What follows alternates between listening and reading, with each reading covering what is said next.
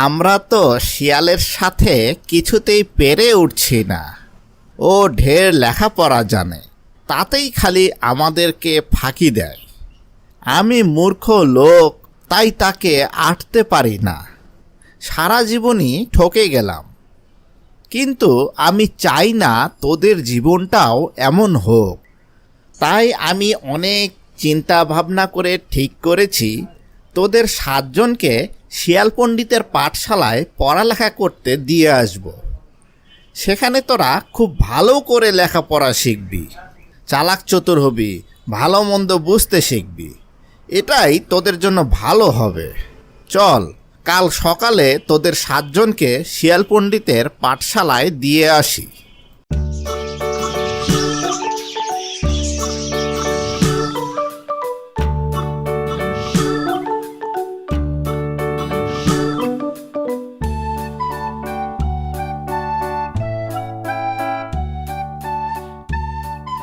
শিয়াল পণ্ডিত, শিয়াল পণ্ডিত, বাড়ি আসো। কে এলো এত সকালে? যাই গিয়ে দেখে আসি। কি ভাই, কি মনে করে? ভাই, এই আমার ছেলে 7টাকে তোমার কাছে এনেছি। মূর্খ হলে করে খেতে পারবে না, তাই তুমি যদি এদেরকে একটু লেখাপড়া শিখিয়ে দাও। সে আর বলতে, আমি যত বড় পণ্ডিত, 7 দিনে 7 জনকে পড়িয়ে পণ্ডিত বানিয়ে দেব। তুমি কোনো চিন্তা করো না। তুমি তোমার ওই 7টা ছানাকে আমার এখানে রেখে যাও। তোমার কথা শুনে আমি খুব খুশি হলাম। তাহলে আমার ছানা 7টা তোমার কাছে থাকলো, আমি বাড়ি চললুম। আর রোজ এসে একবার করে ওদেরকে দেখে যাব।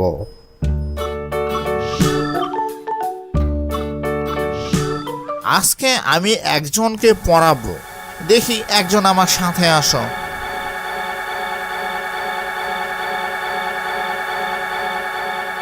পড়ো তো বাবু। কানা খানা গানা ঘানা, কেমন লাগে কুমির ছানা। কানা খানা গানা ঘানা, কেমন লাগে কুমির ছানা।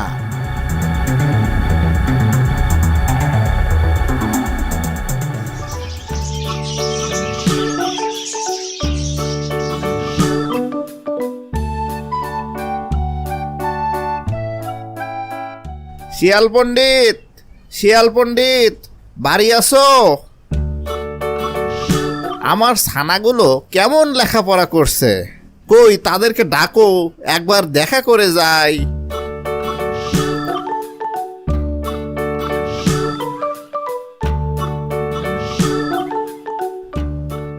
এই 1,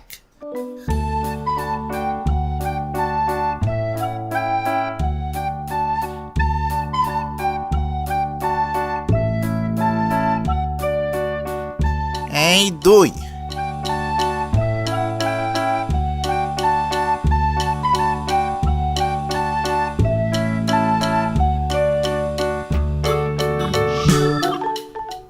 এই 3,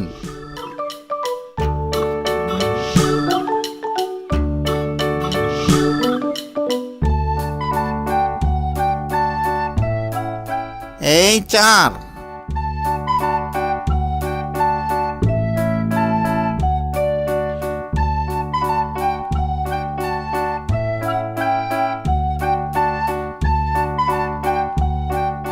এই 5,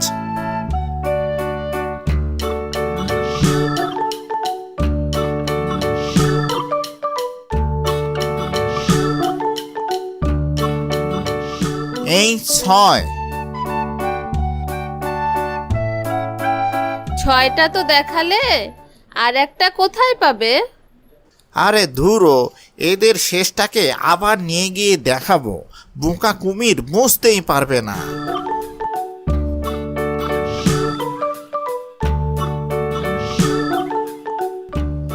এই হলো তোমার 7।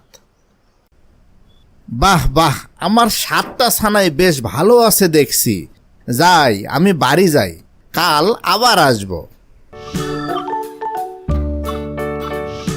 আজকে আমি আরেকজনকে পড়াবো। দেখি বাপু, একজন আসো তো আমার সাথে।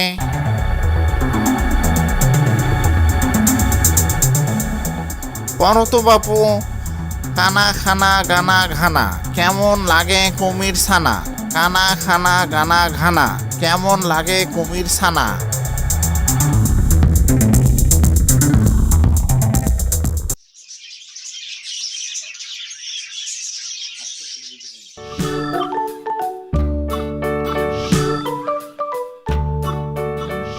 শিয়াল পণ্ডিত, শিয়াল পণ্ডিত, বাড়ি আছো? আমার ছানাগুলো কেমন লেখাপড়া করছে, কই তাদেরকে ডাকো, একবার দেখা করে যাই।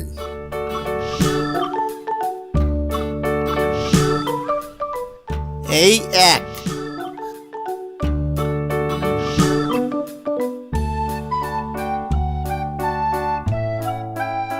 এই দুই,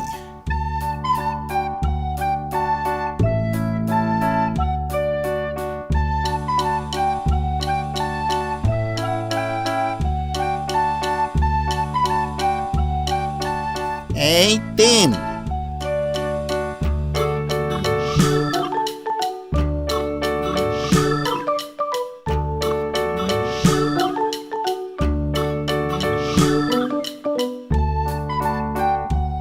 এই চার,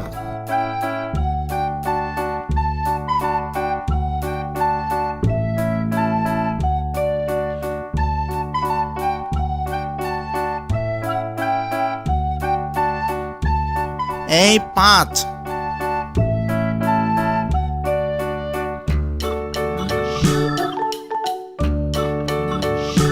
পাঁচটা তো দেখালে, আর দুটা কোথায় পাবো? আরে ধুনো, এদের শেষটাকে আর দুইবার নিয়ে গিয়ে দেখাবো, বোকা কুমির বুঝতেই পারবে না।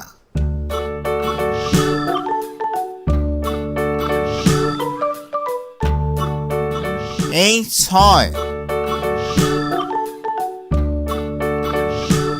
আর এই হলো তোমার সাত। বাহ বাহ, আমার সাতটা ছানায় বেশ ভালো আছে দেখছি। যাই, আমি বাড়ি যাই, কাল আবার আসবো।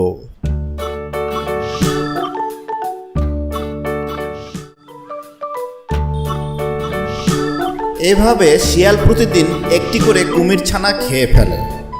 খেতে খেতে যখন মাত্র একটি অবশিষ্ট থাকলো, সেটিকে সে 7 বার নিয়ে গিয়ে কুমিরকে দেখালো। এই হলো তোমার 7। বাহ বাহ, আমার 7টা ছানায় বেশ ভালো আছে দেখছি। যাই, আমি বাড়ি যাই, কাল আবার আসবো।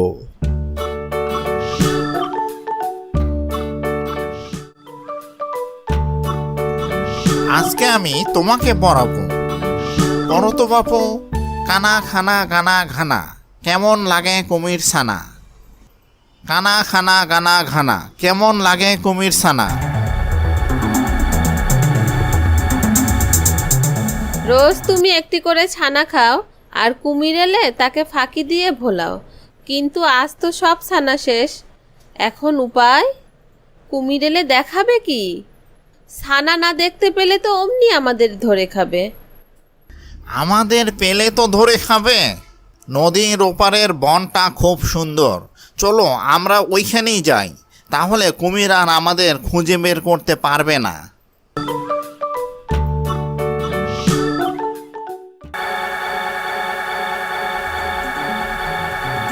শিয়াল পণ্ডিত, শিয়াল পণ্ডিত, বাড়ি আসো? শিয়াল পণ্ডিত, ও শিয়াল পণ্ডিত, কি ব্যাপার, কেউ কথার কোনো উত্তর দিচ্ছে না কেন? যাই, গর্তের ভিতরে গিয়ে দেখে আসি।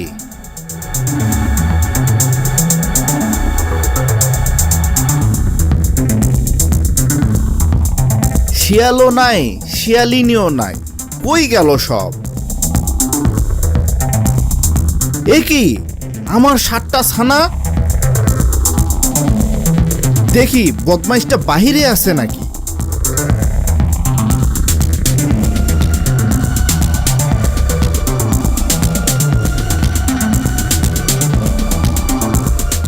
ওই যে ওই যে শিয়াল আর শিয়ালিনী সাঁতরে নদী পার হচ্ছে। জলের নিচে ছুটতে কুমিরের মতো আর কেউ পারে না। আমি এখনই গিয়ে ওকে পাকড়াও করছি, তারা হতভাগা।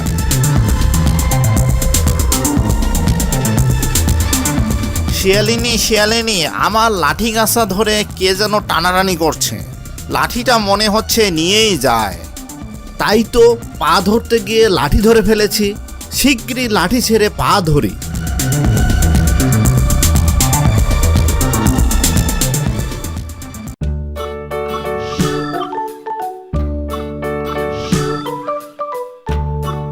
শিয়ালকে কোথায় না খুঁজে বেড়াচ্ছি, কিন্তু সে বড্ড চালাক, তাই তাকে ধরতেই পাচ্ছি না।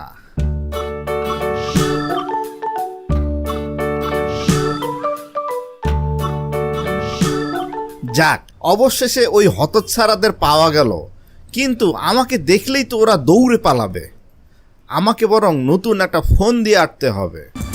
কাল আমি ওখানে গিয়ে হাত পা ছড়িয়ে মরার মতো পড়ে থাকবো।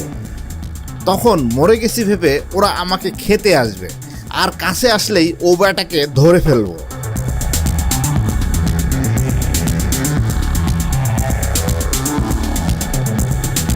মরে গেছে, চল খাই গে। দেখি একটু টেস্ট করে। না, এটা দেখছি বড্ড বেশি মরে গেছে। এত বেশি মরাটা আমরা খাই না। যেগুলো একটু নড়াচড়া করে আমরা সেগুলোই খাই। একটু নড়িচড়ি, নাইলে তো ওরা খেতে আসবে না। ওই দেখো, লেজটা নড়ছে। তুমি তো বলেছিলে মরেই গেছে।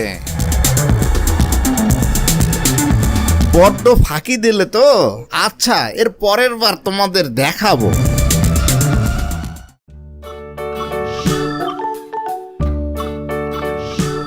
শিয়াল রোজ রোজ এখানে জল খেতে আসে।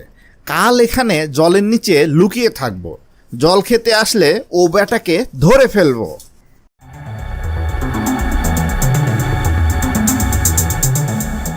ভালো রে ভালো, আজ সব মাছ গেল কোথায়? বুঝেছি, এখানে নিশ্চয়ই কুমির আছে। দেখি একটু টেস্ট করে। এখানকার জলটা বেজায় পরিষ্কার। একটু ঘোলা না হলে কি খাওয়া চলে? চলো শিয়ালিনী, আরেক জায়গায় যাই।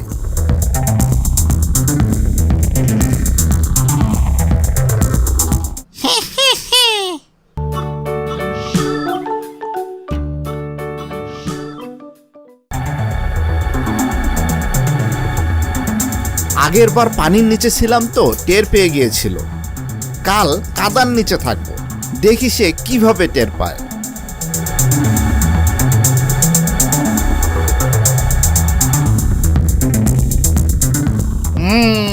মনে হচ্ছে ওখানে কুমির আছে। দেখি একটু টেস্ট করে। ওখানে কাঁকড়া নেই, থাকলে দু একটা ভাসতো।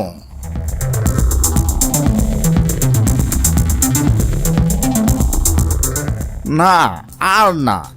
এমনি করে বারবার শিয়ালের কাছে ঠকে গিয়ে আমি বেশ লজ্জায় পড়ে গেলাম। এখন আর কি করে মুখ দেখাবো? তার চেয়ে নিজের ঘরের ভিতরে গিয়েই বসে থাকি।